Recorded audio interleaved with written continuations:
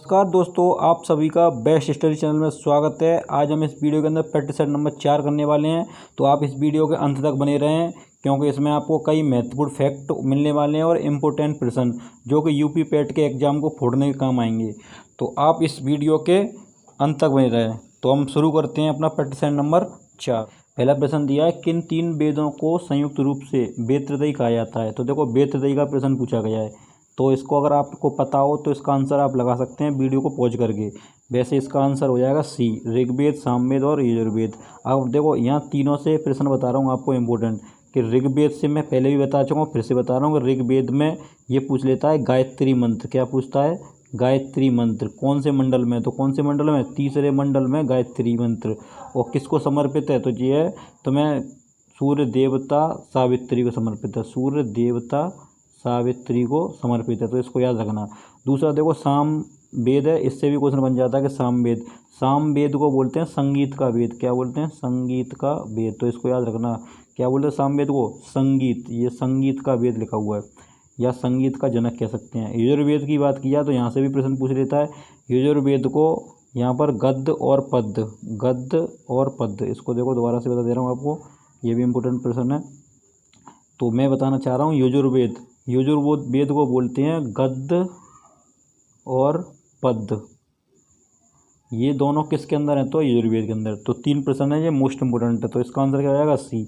आगे बढ़ते हैं प्रश्न नंबर दूसरा। देखो, आगे बढ़ते हैं प्रश्न नंबर 2। तो इस पर देखते हैं क्या कह रहा है। ये कहना चाह रहा है कि ये आपसे कहना चाह रहा है, पुष्यमित्र शुंग द्वारा मारा जाने वाला अंतिम मौर्य साम्राज्य। तो ये मौर्य साम्राज्य का अंतिम शासक पूछ रहा है कि वो बताओ जो अंतिम कौन व्यक्ति था। तो देखो, प्रथम पूछे कि मौर्य साम्राज्य की स्थापना किसने करी, तो ये की थी चंद्रगुप्त मौर्य ने। किसने की थी? चंद्रगुप्त मौर्य, याद रखना। और अंतिम पूछे तो ये मोस्ट इंपोर्टेंट प्रश्न है, कई बार रिपीट हुआ है, तो इसका आंसर हो जाएगा ब्रदर। ठीक है। अब देखो, बिंदुसार दिया है, ये चंद्रगुप्त मौर्य का बेटा था। तो यहाँ से भी प्रश्न पूछ लेता है कि जो बिंदुसार है, यहाँ से प्रश्न। तो देखो, बिंदुसार है, इसको अमित्र घात की उपाधि दी गई। किसकी? अमित्र घात। ये भी प्रश्न पूछ लेता है, अमित्र। एक सेकंड, अभी मैं इसको लिख देता हूँ। तो देखो, इसको किसकी उपाधि दी गई है? अमित्र घात। ये इंपॉर्टेंट प्रश्न है, इसको याद रखना। अमित्र घात, घात। ठीक है। और दूसरा इसमें एक प्रश्न ये पूछता है कि इसको एक सिंहसेन भी बोलते हैं। क्या बोलते हैं? सिंहसेन। जैन धर्मों में कहा गया है इसको सिंहसेन, और अमित्र घात इसको उपाधि दी गई है। तो दो प्रश्न इंपॉर्टेंट है। ठीक है। तो बिंदुसार से हो गए। इसमें अगर और देखें हम थोड़ा सा, तो देखो, ये मौर्य जो वंश है ना, इसमें चंद्रगुप्त मौर्य था। यहाँ से ही प्रश्न पूछ लेता है कि चंद्रगुप्त मौर्य ने तो इसकी स्थापना करी। चंद्रगुप्त मौर्य का गुरु कौन था? तो वो था चाणक्य। कौन था? चाणक्य। और चाणक्य के दो नाम होते, एक विष्णुगुप्त और एक कौटिल्य। ठीक है, ध्यान रखना। और इसी के समय शासन में कौन आया था? तो इसी के समय शासन में आया था सिकंदर। कौन आया था? सिकंदर, जो एथेंस से आया था। आगे बढ़ते हैं प्रश्न नंबर तीसरा। निम्नलिखित में से किस शासक को भारत का नेपोलियन कहा जाता है? तो ये भी मोस्ट इंपोर्टेंट प्रश्न है कि भारत का नेपोलियन किसे कहा जाता है। तो देखो, एक यहाँ से प्रश्न बन जाता है अशोक से, कि अशोक को बौद्ध की दीक्षा किसने दी? बौद्ध की दीक्षा। तो इसका आंसर हो जाएगा उपगुप्त। क्या हुआ? उपगुप्त। ये इंपॉर्टेंट प्रश्न है। उपगुप्त ने अशोक को बौद्ध की दीक्षा दी। ठीक है। और दूसरा, बौद्ध ने शिलालेख रचे थे। ठीक है। तो 14 शिलालेख है, जिसमें 13वां जो शिलालेख है उसमें कलिंग का युद्ध दिया गया है। किसका युद्ध दिया गया है? कलिंग का युद्ध। इंपॉर्टेंट प्रश्न है। और कलिंग का युद्ध कब हुआ था? 261 BC में। ठीक है, ईसा पूर्व। इसे याद रखना है कि उपगुप्त तो बौद्ध दीक्षा दी, यानी कि वो गुरु में एक तरीके के। ठीक है। और ये इन्होंने 14 शिलालेख रचे, जिसमें से 13वें शिलालेख में कलिंग युद्ध दिया गया है। कलिंग युद्ध कब हुआ था? तो 261 BC। ठीक है। अब आगे प्रश्न और देखते हैं इसके अंदर। एक ये दिया है तुम्हारा, यहाँ से भी क्वेश्चन बन जाता है कभी कभार, कि यहाँ पर जो समुद्रगुप्त दिया है, यहाँ से समुद्रगुप्त, तो समुद्रगुप्त का दरबारी पूछ लेता है। दरबारी कौन? दरबारी। तो दरबारी कौन था? तो दरबारी था हरिसेठ। इसको याद रखना, ये इंपॉर्टेंट प्रश्न है, आ सकता है पेपर में। ठीक है, हरिसेठ। और एक क्वेश्चन ये बन जाता है कि समुद्रगुप्त के शासन में कौन विदेशी व्यक्ति आया था? तो एक चीनी व्यक्ति था। ठीक है। कौन था? चीनी, जो चीन से आया था। चीन से वो बौद्धिस्ट था, एक तरीके से मान लो कि चीनी बौद्ध आया था। वह कौन व्यक्ति था? तो उसका नाम था फायान। क्या नाम था उसका? फायान। इसको याद रखना है। तो ये डायरेक्ट ऐसे पूछेगा कि फायान बताओ किसके समय शासन में आया, तो आंसर क्या आएगा? समुद्रगुप्त। ठीक है, याद रखना। बौद्ध चीनी था ये, ठीक है। आगे इसमें और देखें प्रश्न, तो एक देखो ये दिख रहा है चंद्रगुप्त फर्स्ट, यहाँ से भी पूछ लेता है एक प्रश्न कि चंद्रगुप्त फर्स्ट, इसको एक उपाधि दी गई थी किसकी, महाधिराज की। ये भी प्रश्न बन सकता है, महाराजधिराज, ठीक है। महाराज धिराज की उपाधि किसको दी थी, चंद्रगुप्त फर्स्ट को। आगे बढ़ते हैं, तो इसका आंसर क्या हो जाएगा नेपोलियन वाला का, तो इसका आंसर हो जाएगा बी, ठीक है, समुद्रगुप्त। प्रश्न नंबर 4, प्रसिद्ध चीनी यात्री हिनसांग ने किस सम्राट के शासन के दौरान भारत की यात्रा की थी। तो देखो ये प्रश्न पूछा गया है, तो ज़्यादातर सभी लोगों को पता होगा कि हिनसांग, तो हिनसांग पूछेगा तो हर्षवर्धन, फाहियान पूछेगा समुद्रगुप्त, ठीक है, वो मैंने बता दिया है। एक वो पूछ लेता है इब्न बतूता, ये भी मैंने तुम्हें बताया था कल वाले प्रैक्टिस सेट में, तो इब्न बतूता आया था मोहम्मद बिन तुगलक की। तो ये 3 विदेशी हैं जिनको बार बार पूछता है एग्जामिनर, ठीक है, एग्जाम में बहुत आते हैं ये प्रश्न। तो इसका आंसर क्या हो जाएगा, हर्षवर्धन। अगर हम थोड़ा सा और देखें इसके अंदर की कुछ डिटेल देख सकते हैं, तो देखो चंद्रगुप्त प्रथम के बारे में तो मैं बता चुका हूँ अभी, तो इसमें थोड़ा सा अगर हम देखें तो एक प्रश्न ये बन जाता है कि देखो ये समुद्रगुप्त है, समुद्रगुप्त से 2 प्रश्न तो देख ही लिए हमने। अब 2 ये देख लो कि एक प्रश्न ये बन जाता है कि संगीत प्रेमी था, ये कौन था, संगीत प्रेमी, पहला प्रश्न। दूसरा ये विष्णु उपासक था, कौन था, विष्णु उपासक। और अभी 2 प्रश्न देखे थे हमने इसके कि इसका दरबारी कवि पूछे तो आंसर क्या आएगा, हरिशेठ, क्या आएगा, हरिशेठ। और अगर ये पूछे इसके समय शासन में कौन विदेशी आया था तो आंसर क्या आएगा, फाहियान, क्या आएगा, फाहियान, ठीक है। तो ये 4 प्रश्न हो गए, ये संगीत प्रेमी था और ये विष्णु उपासक था, हरिशेठ इसका दरबारी कवि था, दरबारी था, और फाहियान इसके समय शासन में आया तो समुद्रगुप्त को, ठीक है। आगे अगर देखें और हर्षवर्धन तो पीछे पड़ चुके हैं, ठीक है, मतलब इसका सॉरी चीनी यात्री हिनसांग की बात करें तो आंसर क्या आएगा, हर्षवर्धन इसका, डी। आगे बढ़ते हैं प्रश्न नंबर 5। प्रश्न नंबर 5 में दिया है कि निम्नलिखित में से कौन सा दिल्ली के राजवंश का अंतिम शासक कौन था। तो देखो लोधी वंश की बात कर रहा है ये, तो लोधी वंश की बात की अगर इसकी स्थापना पूछी है तो बहलोल लोधी आ जाएगा, लेकिन इसने पूछा है अंतिम शासक, तो अंतिम शासक आएगा इब्राहिम लोधी। और इस इब्राहिम लोधी के साथ में ही 1526 में एक युद्ध हुआ था पानीपत का, किसका हुआ था, पानीपत का युद्ध, पानीपत का युद्ध हुआ था, किस किस के बीच में हुआ, इब्राहिम लोधी और प्लस बाबर, ठीक है, जो मुगल वंश का संस्थापक था बाबर। तो इसको भी याद रखना कि इब्राहिम लोधी के बीच में, ठीक है। आगे इसमें सिकंदर लोधी की बात किया तो यहाँ से प्रश्न पूछ लेता है, इसने आगरा शहर की स्थापना करी, किसकी, आगरा की, कब करी, तो 1504 में, ठीक है, इसको भी याद रखना, इंपॉर्टेंट प्रश्न है। तो इसका आंसर क्या हो जाएगा, 5 का आंसर हो जाएगा ए, इब्राहिम लोधी। आगे बढ़ते हैं प्रश्न नंबर 6, मुस्लिम लीग की स्थापना कब की गई। तो देखो ये भी डेट बार बार रिपीट होती रहती है, तो मुस्लिम लीग, तो आंसर हो जाएगा 1906। और 1906 में ये घटना घटित हुई थी, इंपॉर्टेंट है, 1906 में कहाँ पर हुई थी, कलकत्ता। तो कलकत्ता जो राष्ट्रीय कांग्रेस है उसके दादा भाई नौरोजी कौन बनाए थे, अध्यक्ष बनाए, क्या बनाए, अध्यक्ष। उसी समय पर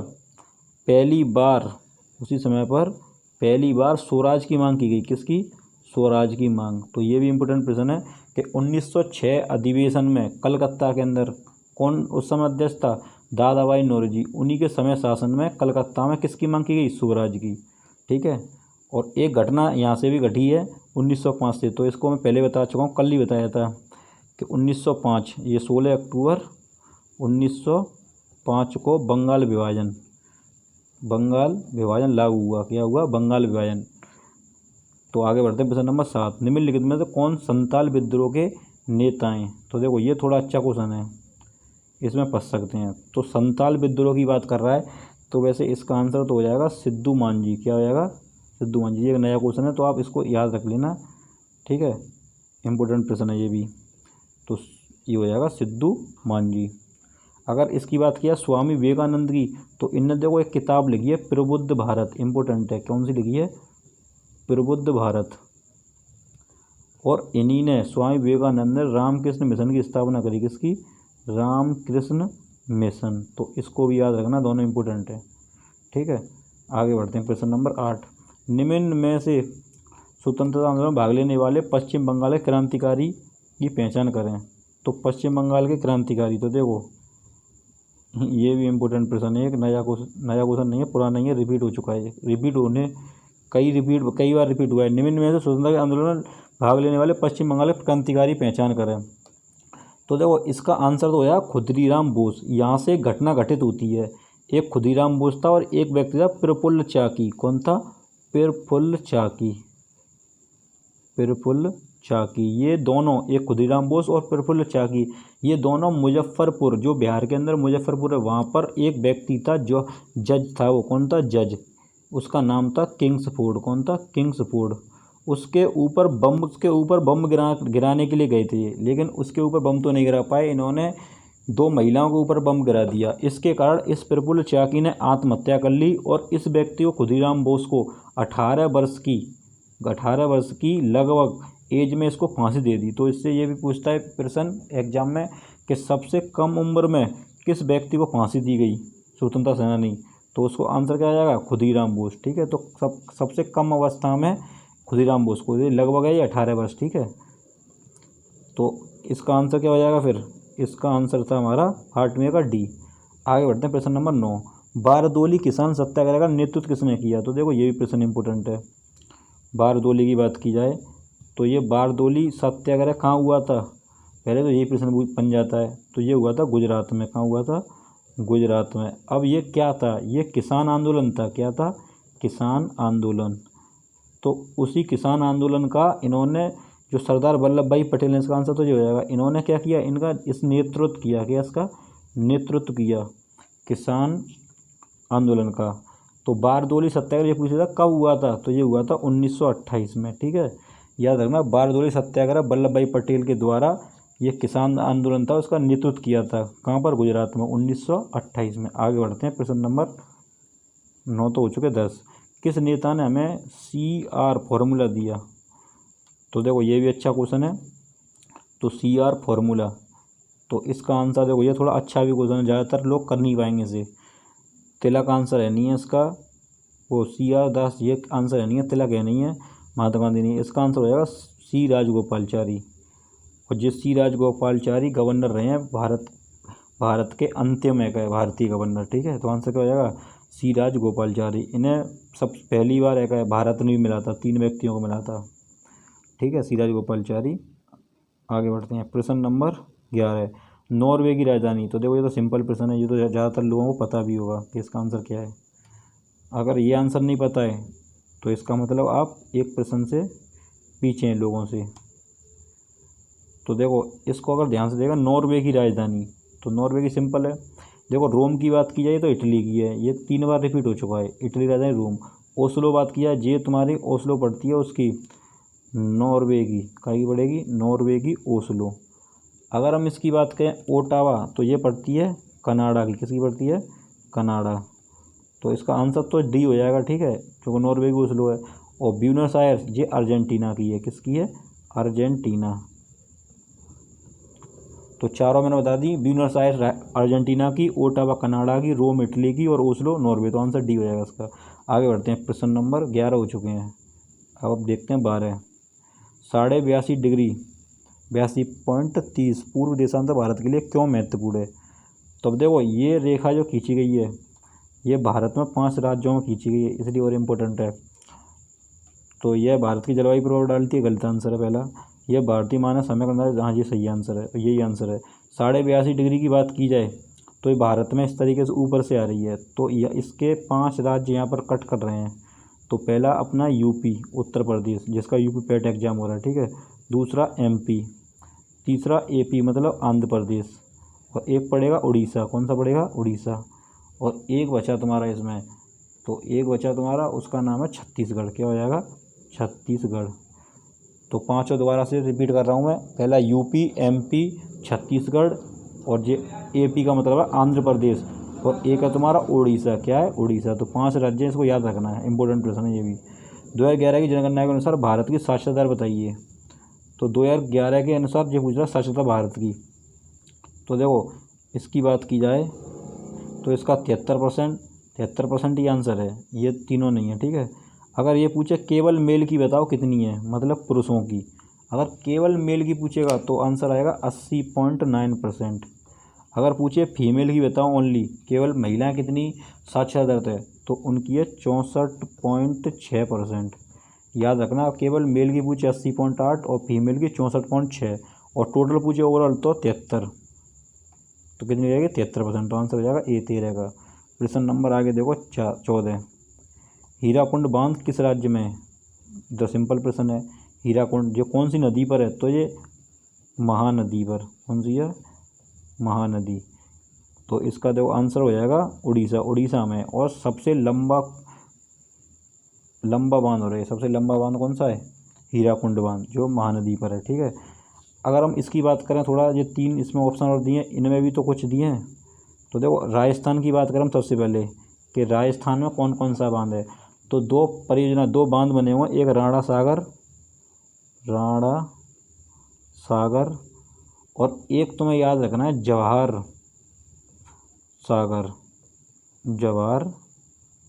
सागर। तो 2 परियोजनाएं ये कहाँ पर हैं? राजस्थान में। कौन सी नदी पर है ये? दोनों चंबल नदी पर। कौन सी नदी पर? चंबल नदी पर। तो याद रखनी है भाई, राजस्थान है ना चंबल नदी पर राणा सागर परियोजना और एक जवाहर सागर परियोजना, दोनों हैं।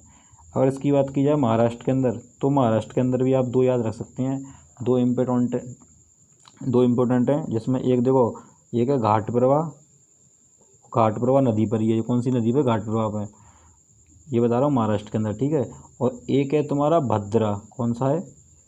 भद्रा परियोजना, और ये भी भद्रा नदी पर ही है। तो देखो ये इनकी नदी तो सेम ही है, घाट प्रवाह नदी पर है, भद्रा परियोजना भद्रा नदी पर है, और दोनों कहाँ पर है? महाराष्ट्र में। और एक कर्नाटक का और देख लो, कर्नाटक में कौन सा है? सॉरी, ये मैंने तुम्हें जो बताया है, 1 मिनट, जो कर्नाटक का ये भी बताए थे ना दोनों, जो घाट प्रवाह बताया अभी, घाट प्रवाह, और एक बताया तुम्हें मैंने भद्रा, ये दोनों गलती से महाराष्ट्र नहीं है, इसका आंसर कर्नाटक है। महाराष्ट्र का कोयना है। ठीक है, थोड़ी गलती हो गई, कोयना। कौन सा है? कोयना, और कोयना नदी पर ही बना हुआ है। कौन सी नदी पे? कोयना नदी पे। तो इसे याद रखना। तो एक बार फिर से रिपीट कर रहा हूँ, हीराकुंड बांध उड़ीसा में। राजस्थान के अंदर 2 बताए मैंने, पहला बताया जवाहर सागर परियोजना, और एक बताया मैंने राणा प्रताप सागर। ठीक है, और अगर इसकी बात की जाए महाराष्ट्र के अंदर, तो महाराष्ट्र के अंदर है कोयना परियोजना, कोयना नदी पर है। और कर्नाटक के अंदर 2 बताए मैंने, एक तो बताया तुम्हारा घाट प्रवाह और एक बताया भद्रा। ठीक है, आगे बढ़ते हैं। प्रश्न नंबर 15। निम्नलिखित में से कौन सा राज्य नेपाल के साथ अपनी सीमा साझा नहीं करता? तो देखो, ये नेपाल से अपने भारत के 5 राज्य टच करते हैं। एक उत्तर प्रदेश भी करता है, बिहार भी करता है, और पश्चिम बंगाल भी करता है, लेकिन असम नहीं करता, इसलिए आंसर जी हो जाएगा। 2 और बचे हैं इसमें, जो इसमें टच करती हैं। तो एक तो सिक्किम है। कौन सा? एक सिक्किम, इसे ध्यान रखना। और एक पड़ता है तुम्हारा उत्तराखंड। ठीक है, कौन सा पड़ेगा? उत्तराखंड। तो 5 राज्य ऐसे हैं जो नेपाल से सीमा टच करते हैं, उत्तर प्रदेश, बिहार, उत्तराखंड, सिक्किम, पश्चिम बंगाल। ठीक है, आगे बढ़ते हैं। प्रश्न नंबर 16। भारत के संविधान में किस संशोधन के अंतर्गत वस्तु सेवा कर? तो वस्तु सेवा कर का मतलब ये पूछ रहा है जीएसटी, ये पूछना चाह रहा है जीएसटी कौन से संविधान संशोधन द्वारा लागू की गई? तो ये मैंने पहले ही बता चुका हूँ, जीएसटी का मतलब है गुड्स सर्विस टैक्स। तो ये आएगा 103 में। ठीक है, वो सॉरी 101 में। 103 के अंदर एक क्वेश्चन बन जाता है इंपॉर्टेंट, कि जो 10% रिजर्वेशन दिया जा रहा है ईडब्ल्यूएस को, रिजर्वेशन ईडब्ल्यूएस को जो आर्थिक वंचना बोलते हैं उसे। ठीक है, तो वो कौन से आर्टिकल में? 103 में। अगर हम बात करें 99, यहाँ से भी इंपॉर्टेंट प्रश्न है कि 99 में क्या दिया गया? इस 99वें संविधान संशोधन में, तो इसमें दिया था राष्ट्रीय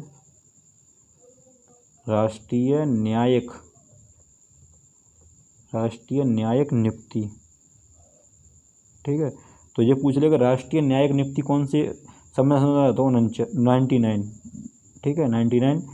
और अगर इसकी बात की 103 में, तो ईडब्ल्यूएस, और 101 की बात की जीएसटी। 97 ज़्यादा इंपॉर्टेंट है नहीं है, इसे छोड़ो। आगे देखते हैं 17 प्रश्न नंबर। 1 रुपये के नोट पर किसके हस्ताक्षर होते हैं? तो देखो रिपीटेड क्वेश्चन है, जो तो सब लोग जानते होंगे 1 रुपये के नोट। तो इसका आंसर हो जाएगा भारतीय वित्त सचिव। क्या हो जाएगा? सी आंसर हो जाएगा, वित्त सचिव भारतीय। मुख्य न्यायाधीश की बात की जाए, तो देखो भारत का प्रथम पूछे मुख्य न्यायाधीश, तो अंग्रेज की बात की जाए सबसे पहले कौन सा था? तो उसका नाम था एलिजा एम्पे। क्या हो जाएगा? एलिजा एम्पे। लेकिन अगर ये पूछे आपसे कि भारतीय बताओ, तो उसका आंसर हो जाएगा हीरालाल जेकानिया।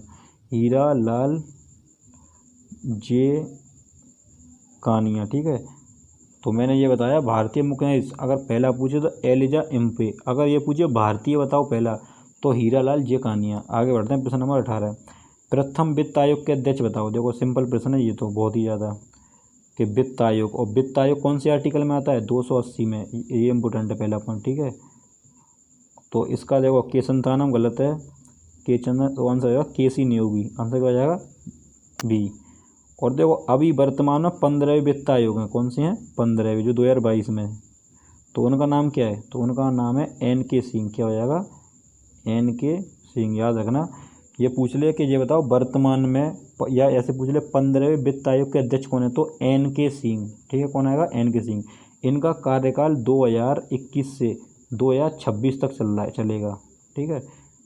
आगे बढ़ते हैं, प्रश्न नंबर 19, PSMVY का विस्तारित, तो एक योजना है ये केंद्र सरकार की, उसके बारे में फुल फॉर्म पूछ रहा है, तो इसका आंसर क्या हो जाएगा, तो इसका प्रधानमंत्री सुरक्षा बीमा ये हो जाएगा। और देखो ये स्टार्ट करी गई थी 9 मई 2015 से, और कहाँ से की गई थी, तो ये की गई थी कोलकाता से, कहाँ की गई, कोलकाता, तो इसको भी याद रखना।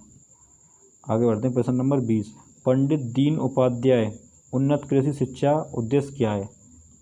तो देखो इसका ये प्रश्न थोड़ा सा टफ है, अगर देखा जाए तो कृषि उत्पादों को बढ़ावा देना गलत है, ये कृषि स्वास्थ्य को बढ़ावा देना ये भी गलत है, आंसर है कृषि शिक्षा को बढ़ावा देना, ठीक है, क्योंकि यहाँ भी शिक्षा लिखी हुई है कृषि शिक्षा, तो कृषि शिक्षा से रिलेटेड है, तो इसलिए आंसर क्या हो जाएगा इसका सी।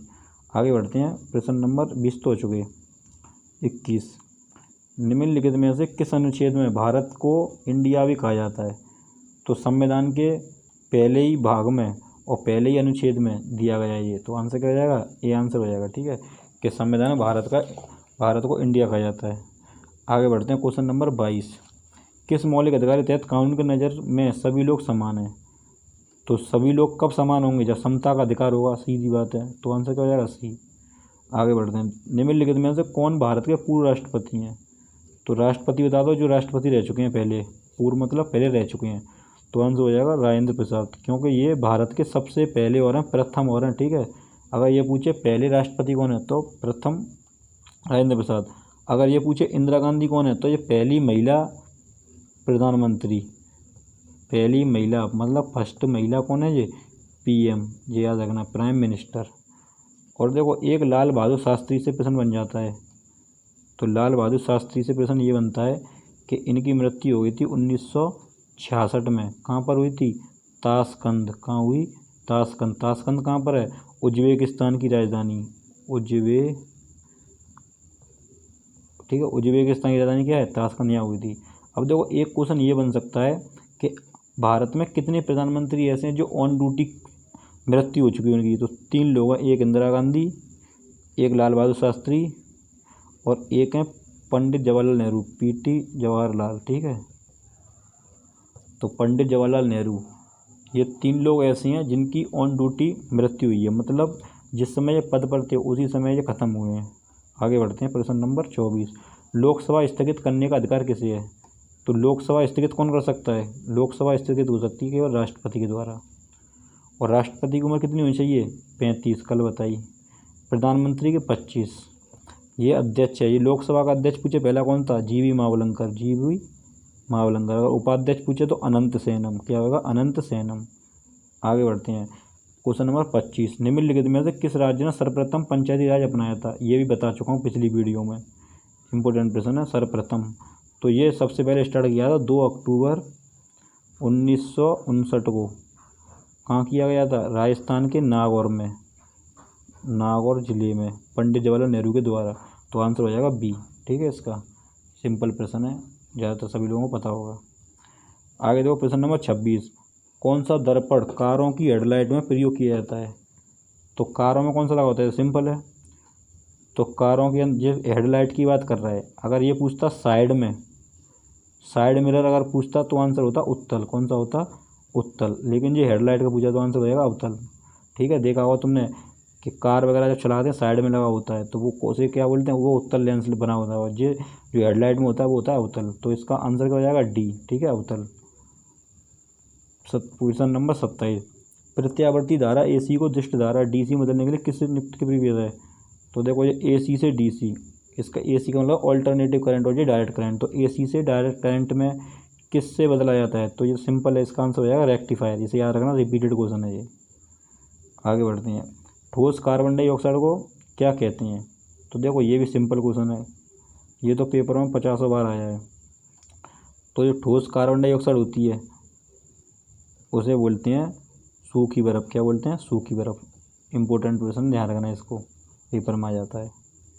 आगे देखें 29, शरीर में किसकी कमी के कारण क्वाशरकर रोग। देखो पिछली वीडियो में बताया था, ये दो बताए थे प्रोटीन के कारण जो रोग होते हैं, क्वाशरकर और एक होता है मारसमस। कौन सा होता है? मारसमस रोग, प्रोटीन के कारण। तो आंसर हो जाएगा डी। और प्रोटीन काय में टूटता है? तो ये टूटता है अमीनो अम्ल में। काय में टूटता है? अमीनो अम्ल में। ये डायरेक्ट पूछ लेता है कि प्रोटीन किस में टूटेगा? तो किस में टूटेगा? ये टूटेगा अमीनो अम्ल। आगे बढ़ते हैं। प्रश्न नंबर 30, निम्नलिखित में से, प्रश्न नंबर 30 देखो अब इसमें दिया है, निम्नलिखित में से कौन सा मांसाहारी पादप है? तो मांसाहारी का मतलब होगा जो मांस खाता है, ठीक है। तो इसका आंसर हो जाएगा तुम्हारा पहला, वीनस फ्लाई ट्रैप। तो याद रखना, ये भी इम्पोर्टेंट प्रश्न है। तो 30 प्रश्न हो चुके हैं आपके जीएस के। अब आगे देखते हैं हिंदी, 5 नंबर की जो हिंदी आ रही है। तो देखो पहला हिंदी का देखते हैं प्रश्न। पहला प्रश्न है, अंधेर नगरी के लेखक। तो बताओ भाई इसको, वीडियो को पॉज करो और दिमाग लगाओ और चेक करो क्या है इसका आंसर। अंधेर नगरी, तो अंधेर नगरी का आंसर हो जाएगा भारतेंद्र हरिश्चंद्र। क्या हो जाएगा? भारतेंद्र हरिश्चंद्र। भारतेंद्र हरिश्चंद्र की देखो 3 और मैं बता रहा हूँ जो रचना इंपॉर्टेंट है। पहली तो आप ये याद रखो, भारत दुर्दशा। कौन सी? भारत दुर्दशा। ये सबसे ज़्यादा इम्पोर्टेंट है, भारत दुर्दशा, ठीक है। एक है प्रेम फुलवारी, प्रेम फुलवारी। तीसरी याद रखो प्रेम माधुरी, प्रेम माधुरी, ठीक है। 3 बता दी मैंने, भारत दुर्दशा, प्रेम फुलवारी और प्रेम माधुरी। तीनों कौन की हैं? ये भारतेंद्र हरिश्चंद्र। अगर थोड़ा सा इसमें देखें राजकुमार वर्मा, तो यहाँ से ही पूछ लेता है इसकी, राजकुमार वर्मा की। तो राजकुमार वर्मा की 2 याद रखना। पहली तो ये इम्पोर्टेंट है, चित्ररेखा, चित्ररेखा। और एक इसकी अभिशाप, अभिशाप, ठीक है, इम्पोर्टेंट है। तो आगे बढ़ते हैं। तो इसका आंसर क्या होगा? अंधेर नगरी का सी हो जाएगा, ठीक है, भारतेंद्र हरिश्चंद्र। 37 नंबर, सूर्योदय शब्द का संधि विच्छेद। तो ये तो सिंपल है, सूर्योदय। देखो जिसमें ये 2 मात्रा टूटती हैं, कौन बेस्ट, अगर ये पूछता संधि कौन सी है, तो संधि हो जाती है उसमें गुण संधि। कौन सी हो जाती? गुण संधि, क्योंकि एक मात्रा आ रही है। तो देखो सूर्य, तो पहले जी तो वैसी गलत हो गई, क्योंकि जी तो इसमें हलन तो आएगा नहीं इसके अंदर, मतलब जी विसर्ग तो आएगा ही नहीं इसके अंदर, ठीक है, सॉरी। अगर इसकी बात किया सूर्य उदय और सूर्योदय, इसमें डंडा और मात्रा आ रही है, तो ये भी गलत है। तो ए आंसर तो वैसे भी नहीं होगा इसका, और ना ही इसका क्या होगा, सी आंसर। इन दोनों में से होगा। तो इसके अंदर देखें तो देखो इसके अंदर 2 आ रहे हैं, रा उड़ रहे हैं, तो ये भी गलत है। तो आंसर हो जाएगा ए, सूर्य प्लस उदय। इसका मतलब होता है सूर्योदय संधि, और ये कौन सी संधि है? ये गुण संधि है। आगे बढ़ते हैं। प्रश्न नंबर 38, या दाता शब्द का स्त्रीलिंग। तो देखो ता जब टूटता है वो त्री में टूट जाता है, काय में? त्री में। तो देखो ये तो वैसे ही गलत हो गए तीनों सीधे सीधे। तो आंसर क्या बचेगा? धात्री। तो दाता का धात्री। आगे बढ़ते हैं। जो किए गए उपकार को मानता हो। ये 2 प्रश्न बनते हैं, एक जो किए गए उपकार को मानता हो, अगर ये तो ये अभी तो बोल रहा है कि किए गए उपकार को मानता हो, तो आंसर तो हो जाएगा कृतज्ञ। अगर ये पूछता कि ना मानता हो, ना मानता हो यही चीज़, तो आंसर फिर ये होता कृतज्ञ, ठीक है। तो अभी तो इसका आंसर ये होगा कृतज्ञ। लेकिन अगर ये होता कि जो किए गए उपकार को ना मानता हो, तो आंसर कृतज्ञ हो जाता। आगे बढ़ते हैं। निम्नलिखित में से कौन सा शब्द सरस्वती का पर्यायवाची नहीं है? तो देखो सरस्वती के 3 इसके अंदर हैं और एक नहीं है। तो बीड़ा पाड़ी, बीड़ा होती हैं, ठीक है, सरस्वती के पास है, महाश्वेता भी बोलते हैं, भारती बोलते हैं। तो आंसर हो जाएगा क्या इसका? पद्मा, ठीक है। ये हिंदी खत्म 5 नंबर की। आगे बढ़ते हैं। अब देखते हैं इसकी करंट। अब करंट आती है तुम्हारी 10 नंबर की, ठीक है। तो 51 नंबर देखते हैं। अप्रैल 2022 में नई दिल्ली में आयोजित अमृत समागम सम्मेलन के दौरान किस पोर्टल को शुरू किया गया, प्रारंभ किया गया? तो बताओ भाई इसका, अगर दिमाग में आ रहा हो तो। ना दीक्षा होगा, ना अमीय होगा, ना अमृत। तो आंसर हो जाएगा उत्सव, ठीक है, इसको याद रखना। आगे बढ़ते हैं। प्रश्न नंबर 22, जनवरी 2022 में जारी भारत वन स्थिति रिपोर्ट 2021 के अनुसार भारत में कौन सा राज्य क्षेत्रीय दृष्टि से सर्वाधिक वन आवरण के पहले स्थान पर है? देखो ये सिंपल है। तो ये पूछना चाह रहा है कि क्षेत्रीय दृष्टि से सर्वाधिक, तो सबसे ज़्यादा इस समय जंगल किस में है, जो वन है वो सबसे ज़्यादा कौन से राज्य में है? तो आंसर हो जाएगा मध्य प्रदेश। अगर ये पूछता परसेंट के अंदर कहाँ पर है, तो आंसर होता मिजोरम। कहाँ होता? मिजोरम। ध्यान रखना, ये इंपॉर्टेंट है। अगर ये पूछता कि सबसे ज़्यादा वृद्धि कहाँ हुई है, वृद्धि कहाँ हुई है, तो आंसर क्या आता? तो आंसर आ जाता आंध्र प्रदेश। क्या होता? आंध्र प्रदेश। 3 प्रश्न बता दिए मैंने। अगर केवल ये पूछे कि सबसे ज़्यादा भारत में कहाँ पर वन पाए जाते हैं, तो मध्य प्रदेश। अगर ये पूछता कि परसेंट में कहाँ पर, तो मिजोरम। और ये पूछे वृद्धि कहाँ हुई सबसे ज़्यादा, तो आंध्र प्रदेश। और सबसे कम पूछे कि वन कहाँ पर है, तो हरियाणा आंसर हो जाएगा। तो क्या आंसर हो जाएगा फिर? तो हरियाणा आंसर हो जाएगा। ध्यान रखना इसे, हरियाणा आंसर हो जाता अगर कम पूछता। अगर आपसे ये पूछ ले कि ये बताओ वन वन अनुसंधान केंद्र कहाँ पर है, वन अनुसंधान पूछे, तो आंसर हो जाएगा देहरादून। क्या हो जाएगा? देहरादून। ये क्वेश्चन रिपीट होता रहता है। आगे बढ़ते हैं। प्रश्न नंबर 53। इसका क्या होगा? इसका तो बी हो गया। ठीक है। 53 देखो, 1 से 4 अप्रैल 2022 के मध्य तत्कालीन राष्ट्रपति रामनाथ कोविंद किस देश की यात्रा पर रहे? तो देखो ये भी सिंपल है, यात्रा की पूछ रहा है, किस पर रहे? तो इसका आंसर क्या हो जाएगा? ना तो देखो कजाकिस्तान, ना ये तजाकिस्तान। आंसर हो जाएगा तुर्कमेनिस्तान। यहाँ गए थे ये। तो इसका आंसर क्या हो जाएगा? डी। इसको पढ़ लेना, सही है। ठीक है। आगे बढ़ते हैं। प्रश्न नंबर 54, अप्रैल 2022 में Stockholm international peace research institute द्वारा जारी विश्व सैन्य खर्च प्रवृत्तियाँ रिपोर्ट 2021 के अनुसार विश्व के सर्वाधिक सैन्य खर्च वाले देशों में भारत का कौन सा स्थान है? तो कौन सा स्थान है बताओ? किसी को आ रहा हो तो सोच के देखो क्या होगा आंसर। इसका आंसर होगा तीसरा। ठीक है, इसको देख लेना। प्रश्न नंबर 55, अप्रैल 2022 में किस बैंक ने वित्तीय समावेशन के लिए समाधानों के सह सृजन और नवोन्मेषण के लिए फिनटेक स्टार्टअप समुदाय के साथ सहयोग करने हेतु एक संयुक्त पहल फिनक्यूलेशन लॉन्च किया? तो इसका आंसर क्या होगा? तो इसका आंसर सोच के देखो क्या हो सकता है। तो इसका आंसर हो जाएगा तुम्हारा इंडिया पोस्ट पेमेंट। ठीक है, ये एक नया प्रश्न है करंट का। आगे देखें प्रश्न नंबर 56। देखो ये इंपॉर्टेंट प्रश्न है करंट का, क्योंकि ये अभी हाल ही में कई एग्जाम में रिपीट हुआ है। क्योंकि ये देखो सैटेलाइट से संबंधित है इसलिए, और इसरो का हो रहा है ये। तो फरवरी 2022 में भारतीय अंतरिक्ष अनुसंधान संगठन इसरो ने ध्रुवीय उपग्रह प्रक्षेपण यानी PSLV C52 के माध्यम से उपग्रह का सफल परीक्षण किया। तो इसका आंसर हो जाएगा सी। इसे याद रखना, ये इंपॉर्टेंट प्रश्न है कि किससे भेजा गया? EOS-4 से। आगे देखें 57, फरवरी 2022 में प्रसिद्ध पार्श्व गायिका लता मंगेशकर निधन हो गया। उन्हें देखो ये स्वर कोकिला कहा जाता है। इन्हें क्या कहा जाता है? स्वर कोकिला। ये भी डायरेक्ट पेपर में क्वेश्चन आ सकता है कि भारत की स्वर कोकिला कौन है? तो स्वर कोकिला कौन थी?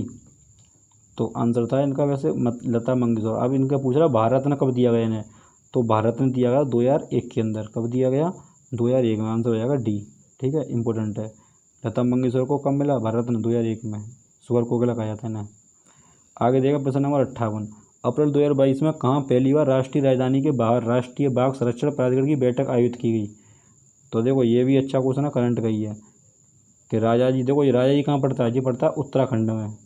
इसे याद रखना। कारवेट ये भी उत्तराखंड में पड़ेगा। पेंच ये मध्य प्रदेश में पड़ेगा। ठीक है, पक्के का कन्फर्म नहीं है थोड़ा। तो इसको देखो, इसका आंसर सी है, लेकिन क्या हो जाएगा? पक्के बाघ अभ्यारण्य।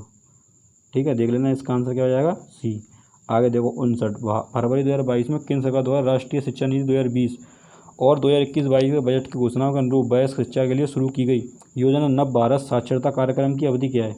तो देखो ये भी अच्छा क्वेश्चन है। इसका आंसर क्या हो सकता है फिर? तो इसका आंसर अगर देखें तो डी आंसर हो जाएगा, वर्ष 2022 से 2027 तक। 60, क्वेश्चन नंबर 60, फरवरी मार्च 2022 के मध्य 5वीं संयुक्त राष्ट्र पर्यावरण सभा 2022 का आयोजन कहाँ किया गया? तो ये भी देखो प्रश्न करंट का क्वेश्चन है 60वां। तो इसका आंसर हो जाएगा नॉर्वे। कहाँ की गई? नॉर्वे। याद रखना, नॉर्वे की राजधानी क्या है? तो नॉर्वे की राजधानी भी बताई थी, ओस्लो। कौन सी है? ओस्लो। आगे बढ़ते हैं प्रश्न नंबर 61। देखो डेनमार्क की राजधानी आ गई। तो एक प्रश्न राजधानी से आना ही आना है पेपर में, पिछली बार ही पूछा गया था पेट में। तो अगर इसमें देखें ध्यान से, तो देखो डेनमार्क की पूछा है। जो बेना है ऑस्ट्रिया की। कौन सी की है? ऑस्ट्रिया। एक ऑस्ट्रिया नाम का देश है। ऑस्ट्रेलिया अलग है, ये ऑस्ट्रिया है केवल। क्या है? ऑस्ट्रिया। स्टॉकहोम ये पड़ती है स्वीडन की। किसकी पड़ेगी? स्वीडन की, जहाँ से नोबेल पुरस्कार दिए जाते हैं। और ओस्लो मैंने अभी बताई थी किसकी है, नॉर्वे की, इसकी नॉर्वे। तो इसका आंसर हो जाएगा कोपेनहेगन, ठीक है, डेनमार्क का। तो इसका आंसर क्या हो जाएगा, ए, कोपेनहेगन। आगे देखो, भांगड़ा का लोक नृत्य, तो भांगड़ा कहाँ का है, तो सबको पता है, ये तो बच्चों वाला क्वेश्चन एक तरीके का, भांगड़ा। तो भांगड़ा सबसे ज़्यादा कहाँ है, तो आंसर हो जाएगा पंजाब। भांगड़ा का होता है पंजाब के अंदर। अब देखो यहीं से और भी प्रश्न बन सकते हैं जो इम्पोर्टेंट पेपर में आ सकते हैं। जैसे देखो अरुणाचल प्रदेश है, यहाँ का एक नृत्य पूछता है, उसका नाम है मुखौटा। कौन सा है, मुखौटा, इसे याद रखना। मुखौटा नृत्य कहाँ का है, तो मुखौटा नृत्य अरुणाचल प्रदेश। असम की बात किया तो यहाँ के दो हैं, एक बिहू और एक है सत्रिया, इनको याद रखना। सत्रिया और बिहू कहाँ के हैं, असम के। अगर नागालैंड की बात किया तो देखो एक नागालैंड के अंदर भी है, नागालैंड के अंदर है एक चोंग। कौन सा है, चोंग। चोंग नृत्य कहाँ का है, तो नागालैंड का। और नागालैंड का अगर एक ये पूछे त्योहार, क्या पूछे, त्योहार, ये मोस्ट इम्पोर्टेंट है, ये हो जाएगा हॉर्नबिल। कौन सा हो जाएगा, हॉर्नबिल। ये नोट कर लेना, इंपॉर्टेंट प्रश्न है, ये पेपर में बहुत आ रहा है ये इस समय, कि ये पूछे नागालैंड का त्योहार कौन सा है, हॉर्नबिल, ठीक है। पंजाब में हमने देख लिया भांगड़ा, भांगड़ा के अलावा एक और याद रख लो, गिद्दा। कौन सा याद रखना है, गिद्दा, ये इंपॉर्टेंट है, ठीक है, गिद्ध से बन जाए गिद्दा, तो भांगड़ा उसका पंजाब का। आगे देखो, यूनिसेफ की स्थापना किस वर्ष हुई, तो ये डेट अगर किसी को पता होगी तभी लगा पाओगे, तो आंसर हो जाएगा ए। और देखो 1945 लगा दे रहा है, ये 24 अक्टूबर 1945 को यूएनओ की स्थापना हुई। किसकी हुई, यूएनओ की, यूनाइटेड नेशन ऑर्गेनाइजेशन। आगे बढ़ो, क्वेश्चन नंबर 64, निम्नलिखित में भारत का सर्वोच्च नागरिक पुरस्कार कौन सा है, तो सर्वोच्च पुरस्कार एक ही है जिसका नाम है क्या, भारत रत्न। क्या हो जाएगा, भारत रत्न। अब देखो भारत रत्न 3 लोगों को मिला था भारत में सबसे पहले। पहला व्यक्ति है सर्वपल्ली राधाकृष्ण, डॉक्टर सर्वपल्ली राधाकृष्ण, ठीक है। दूसरा व्यक्ति था सी राजगोपालचारी, सी राजगोपालचारी। और तीसरा व्यक्ति था चंद्रशेखर वेंकट रमण बोलते हैं इसे, वेंकट रमण, ठीक है, पूरा नाम वेंकट रमण के नाम से याद रखना। सर्वपल्ली राधाकृष्ण और सी राजगोपालचारी और एक चंद्रशेखर वेंकट रमण, ये 3 व्यक्ति ऐसे हैं ना पहली बार भारत में मिला था, ठीक है।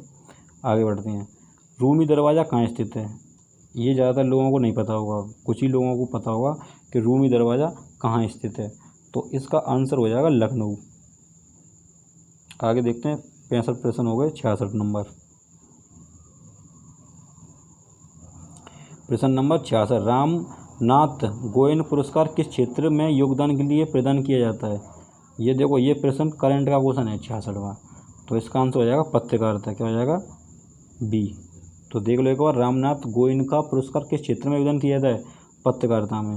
तो आगे देखते हैं, प्रश्न नंबर 67, पुस्तक गोल्डन बॉय नीरज चोपड़ा के लेखक कौन है।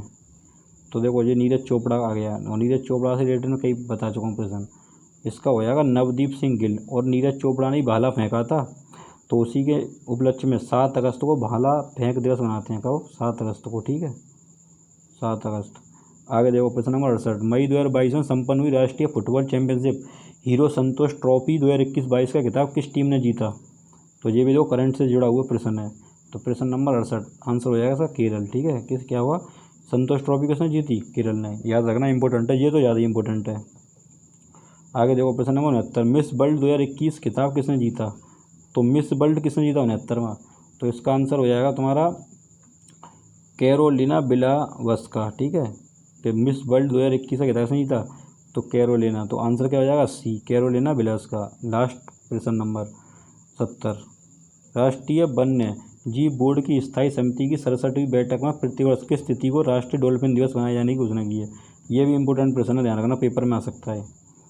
तो ये हो जाएगा डॉल्फिन दिवस की बात करा तो 5 अक्टूबर। क्या हो जाएगा, 5 अक्टूबर। ये प्रश्न यहाँ समाप्त होते हैं आपके, ठीक है। 55 प्रश्न हो चुके हैं। आगे हम फिर आगे आने वाली वीडियो नेक्स्ट में देखते हैं, दूसरा पार्ट, मतलब सेकंड जो आने वाला नेक्स्ट जो प्रैक्टिस सेट है, 4 प्रैक्टिस सेट हो चुके हैं अब तक। अगर आपको ये वीडियो अच्छी लगी हो तो इसको शेयर करना। अगर आप पहली बार इस वीडियो पर आए हो तो आप इसको चैनल को सब्सक्राइब पहले ज़रूर कर लें, ठीक है। तो आगे हम फिर मिलते हैं नेक्स्ट वीडियो में। अभी के लिए धन्यवाद।